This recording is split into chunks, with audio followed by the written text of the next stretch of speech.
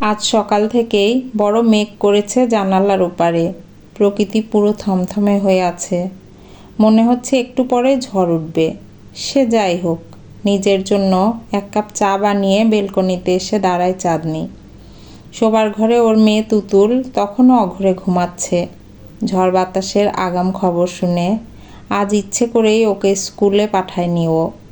নিজের গানের রেওয়াজেও মন বসছে না। আচ্ছা, ঝড় কি শুধু প্রকৃতিতেই ওঠে? গরম চায়ের কাপে চুমুক দিতে দিতে ভাবে চাঁদনি। অতীতের স্মরণী বরাবর ভেসে চলে ও। এককালে যে সুতনু চাঁদনির গান শুনে প্রেমে পড়েছিল, বিয়ের কিছুদিন পর থেকেই সেই গান নিয়েই শুরু হলো তীব্র অশান্তি। ভদ্রবাড়ির বউদের বাইরের জলসায় গান গাইলে নাকি পরিবারের সম্মানহানি হয়। তাও চুপচাপ মানিয়ে নেবার চেষ্টা করেছিল ও, সমাজ সংসারের কথা ভেবে। ইতিমধ্যেই ওর পেটে চলে আসে তুতুল। চাঁদনি ভেবেছিল অন্তত মেয়ের মুখের দিকে তাকিয়ে সুতনু নিজেকে এবার শুধরে নেবে, কিন্তু ভাবনাই সার। আসলে ভাবনা আর বাস্তবতার মাঝে মেলবন্ধনকারী সাঁকোটার যে বড্ড ফারাক, সেটা পরে বুঝেছিল চাঁদনি। এরপর অত্যাচারের মাত্রা আরও বাড়তে লাগলো। যেদিন মদ্যপ অবস্থায় বাড়ি ফিরে সুতনু চাঁদনির প্রাণের চেয়ে প্রিয় গীত বিতানটা রাস্তায় টান মেরে ছুঁড়ে ফেলে দিয়েছিল, সেদিন আর চুপ করে থাকেনি ও। 2 বছরের ছোট্ট তুতুলকে কোলে নিয়ে বেরিয়ে পড়েছিল একাই। মনের ঝড়টার বিরুদ্ধে ধারাবাহিকভাবে লড়াই চালিয়ে নিজের চেষ্টায় গানের স্কুল খোলে। সেখানে আজ অনেক ছাত্রছাত্রী। মাঝে পেরিয়ে গেছে 8টা বছর। তবে একটা চিন্তা চাঁদনির মনকে কুড়ে কুড়ে খায়। তুতুল ঠিকমতো মানুষ হবে তো? বাবার মতো কুৎসিত চিন্তাধারা ওর মধ্যে আসবে না তো? এসব এলোমেলো ভাবনার মাঝেই কোথায় হারিয়ে গিয়েছিল চাঁদনি। হুঁশ ফেরে ভেসে আসা জলের গুঁড়োতে শোবার ঘরের দিকে পা বাড়িয়ে চমকে ওঠে ও। তুতুল কোথায় গেল? দরজা খোলা, ছাদ, পড়ার ঘর কোথাও তো নেই। চিন্তায় হাত পা ঠান্ডা হয়ে আসছে চাঁদনির। এমন সময় ঘরে ঢোকে তুতুল।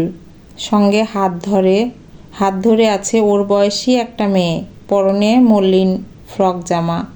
পেছনে এক মহিলা জড়সড়ভাবে দাঁড়িয়ে, আর একটা কুকুরছানা, তাও অনেকটাই ভিজে গেছে বেচারি। মেয়েটাকে ওদের বাড়ির বাইরে মাঝে মধ্যে এক্কা দোক্কা খেলতে দেখেছে চাঁদনি।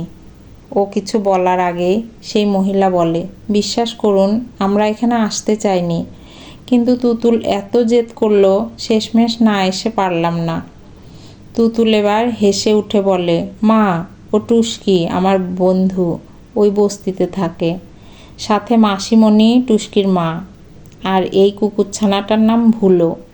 তুমি যখন বিকেলে গান শিখাতে যাও, এরাই আমার খেলার সঙ্গী।